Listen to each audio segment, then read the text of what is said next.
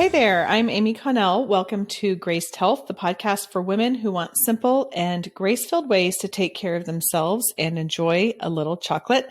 I'm a certified personal trainer and nutrition coach who wants you to know your eating, movement, and body don't have to be perfect. You just need to be able to do what you're called to do. If you have been listening for the last few weeks, you know that in episode 1 of this season, which is season 18, I went through the 10 simple essentials for aging with grace and strength. And one of the very last things that I mentioned was nutritional insurance or supplementation. And that included the 4 main things that I think women in menopause and beyond need to be focused on making sure that they are having enough of. Calcium was one of them. And as promised, I am coming back today to talk a little bit more about calcium. Now, I did a Groupon about 4 years ago for a DEXA scan. And DEXA is like, it measures body composition, it measures bone health. And if I'm totally honest, what I did was I did that because we have some biometric screenings that we have to take for our insurance every year. And my BMI is often high. It's even higher now. I'm on the higher end of, what they consider normal, which all of this stuff, like I wish we weren't doing. But anyway, I wanted to arm myself. Like I was ready to go in there, like kind of fighting. Like you're telling me that I need, according to this stupid chart that I need to lose weight, but I want to show you what my muscle mass is. And actually, I will say they have stopped talking about that. So I'm very grateful for the progression that they have there. But one of the things that I learned in that was I have very strong bones. Now, I think some of this is genetic and some of it is because I have been doing a lot of strength training. I was a runner for a long time. And so I kind of was like, all right, that was my ticket to just not worry about my calcium intake. My bones are strong. I'm continuing to do strength training, and I don't have to worry about my calcium. The other thing is I don't do dairy very well. I can have a little bit of cheese. But dairy, milk, all of that kind of stuff, it just kind of irritates my stomach. So I just haven't been having hardly any calcium at all. So I was 45 at the time when I did this DEXA scan. I'm now nearing 49. And since then, I have entered perimenopause. Clearly menopause is right around the corner.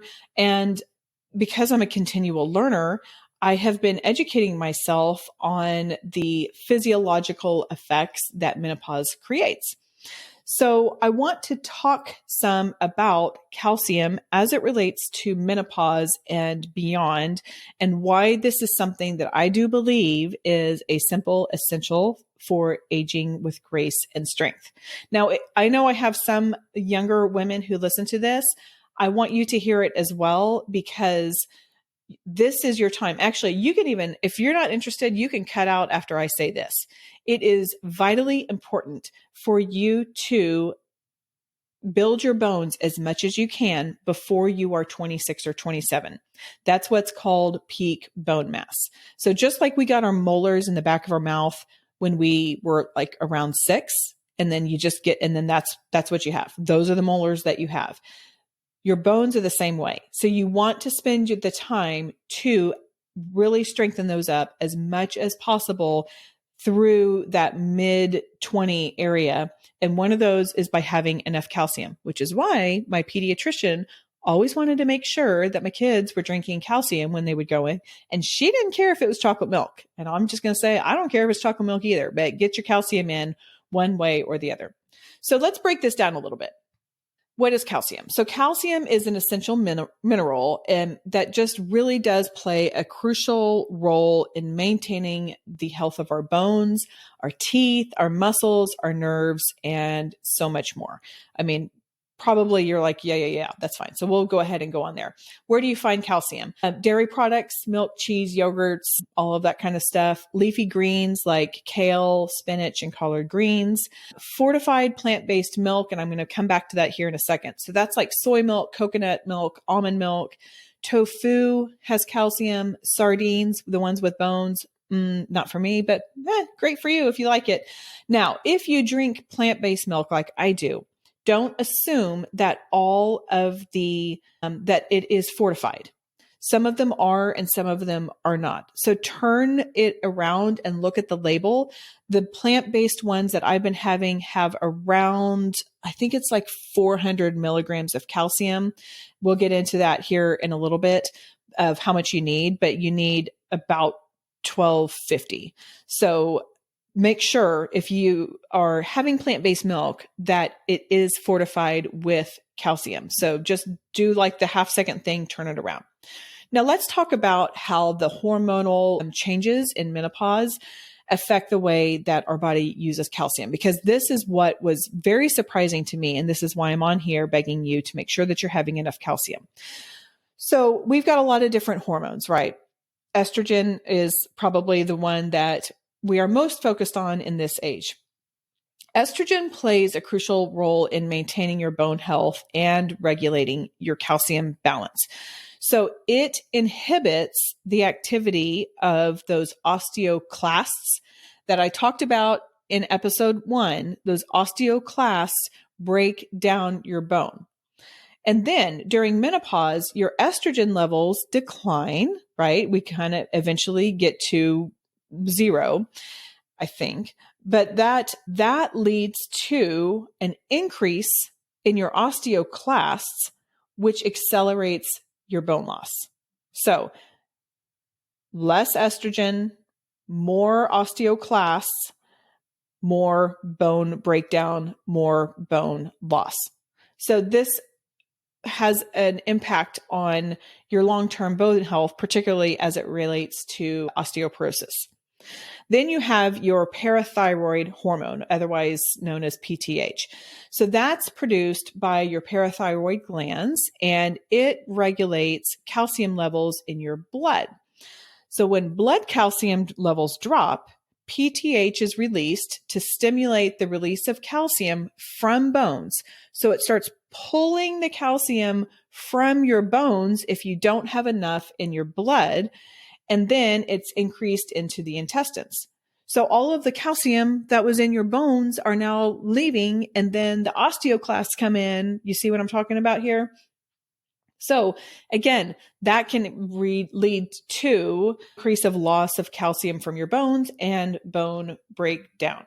Then there's calcitonin. I hope I said that right. Calcitonin is another hormone that's involved in that calcium regulation.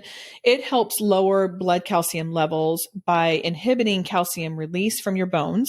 So it keeps the release from your bones, and it promotes its excretion by the kidneys.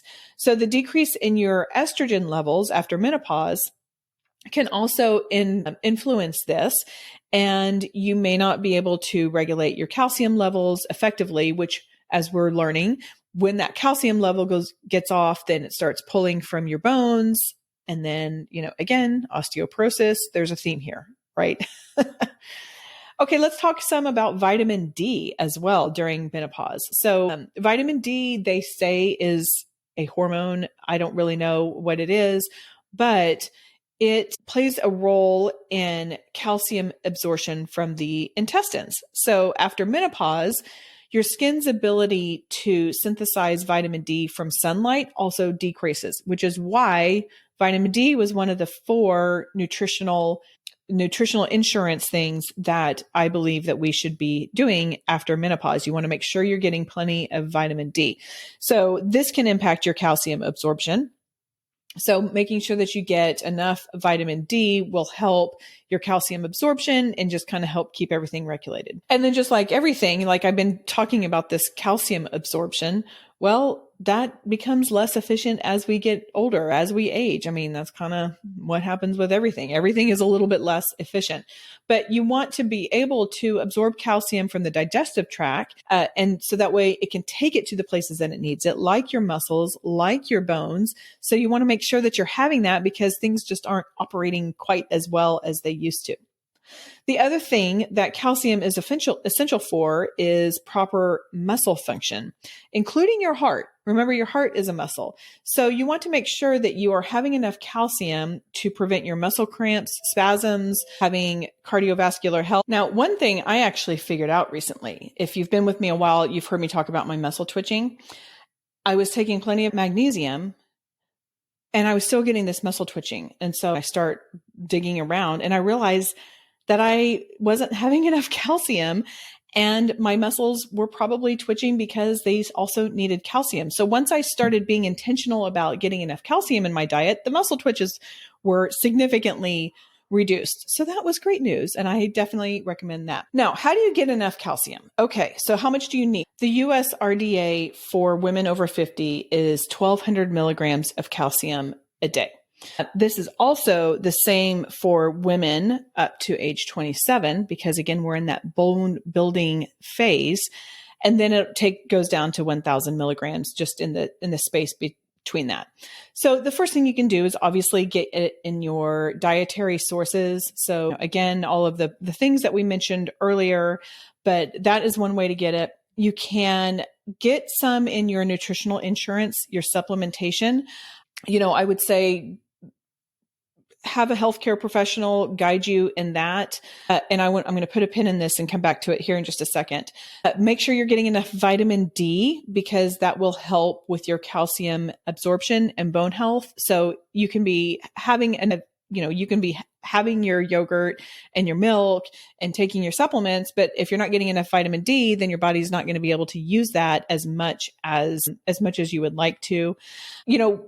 This isn't totally calcium related, but if you're talking about overall bone health, strength training, higher impact stuff, very important to help promote that bone health, to help prevent too much breakdown of your bones.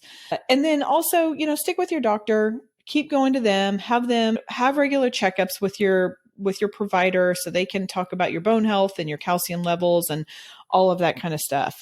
This is somewhat of a personalized thing, but also there's some generalities in there too, because we've had the research. Now, what do I do just for whatever it's worth?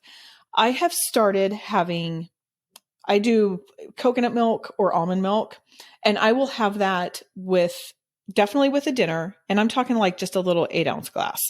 I will do one of those with my dinner and then also with sometimes with my lunch. And then when I make oatmeal in the morning, I will add that in. So that will get me to about 1,200 milligrams. If I don't do that, then I will supplement with some pills. I was actually just talking with my girlfriend about calcium and she was saying that she doesn't take it and she's menopause, she's my age. And I said, you really need to take some calcium. If you're not eating enough dairy, like you need to do that. She goes, Amy, that is one more pill. And I take so many pills already and I get that. So explore how you can make some simple changes into your diet to do that. Again, maybe you just need to add in a small glass of coconut milk or regular milk or whatever you want one time. I like to say, kind of do that habit stacking thing that James Clear had with Atomic Habits, like add it in when you're already doing something. So I'll do that. That's kind of the balance that I have found is I have it in my diet some, and then of course I do have the leafy greens and all of that kind of stuff, but I don't really know how much is in all of that. And my diet changes every time. So that's just how I ensure getting enough calcium. So there is our essentials, our calcium. And I would like to know if this was helpful. Head over to the Graced Health community group and let me know. And then also, how are you getting your calcium? What works for you? Do you have a brand that you like? I do think that it's helpful having those third-party tested, like I talked about in episode 1. But let's share, maybe there's something else out there. I know that there are some that you can drink it. I don't do that, but that's an option. So that is all for today. Go out there and have a great day.